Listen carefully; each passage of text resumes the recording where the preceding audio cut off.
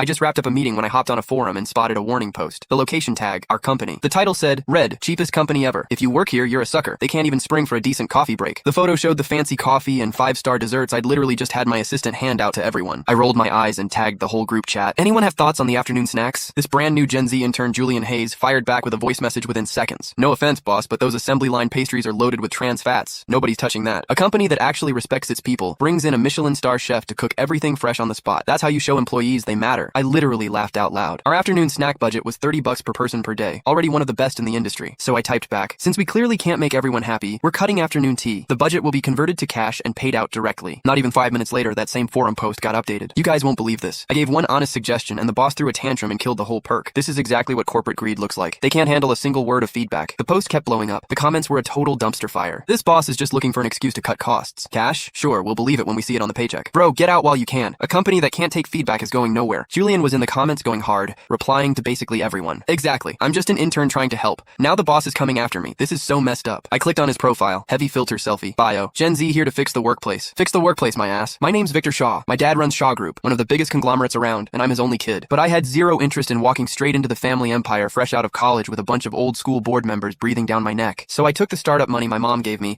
and built my own advertising and media company from scratch. The idea was simple. Create a place where I actually wanted to show up, and where my team did too. No punch clocks, no attendance tracking, no performance quotas. The daily snacks came from a top 5-star hotel. The coffee was freshly brewed Blue Mountain. Even the hand soap in the bathrooms was a luxury brand. I figured if I treated people well, they'd give that energy back. Boy, was I wrong. Right then, there was a knock at my door. My assistant, Ian, walked in, set a glass of warm water next to me, and looked like he'd rather be anywhere else. Mr. Shaw, the mood out there is not great. People are buzzing about the snacks being cut. Julian's out there stirring the pot, saying what? I took a sip. That you got embarrassed and overreacted because you couldn't handle criticism? Ian watched my face carefully. I let out a cold laugh. Can't handle it? Fine, let's play. I pulled out my phone and texted the finance director. Rework this month's payroll. Convert the afternoon snack budget to cash. Add $660 per person as a line item. Label it coffee break stipend. I want it in tomorrow's paychecks. After I hit send, I got up and peeked through the blinds. Out in the open office, Julian was scrolling his phone and fixing his hair, while a little crowd had formed around him. I knew every face. Maggie from design, 2 years in, decent enough but nothing special. She had 2 kids at home, and I'd personally signed off on an extra $400 a month for her as a childcare allowance. Daniel from copywriting, 35, divorced, single dad. When he first came to me for a job, the guy literally had red eyes from crying. I kept him on and looked out for him more than once. Eric from admin, fresh out of college, usually quiet, seemed like a solid kid. There they all were, huddled around Julian with these fired up, self-righteous looks on their faces. I couldn't hear them, but their expressions said enough. Julian was clearly doing an impression of me, and they were cracking up. I shut the blinds. Whatever warmth I had left was gone. You think the 5-star snacks are trash and I'm a joke of a boss? Alright, let's see how you handle what's next. The next day, payday. Deposit notifications started pinging one after another across the office. I sat in my office listening. Getting an extra $660 a month out of nowhere? At most companies,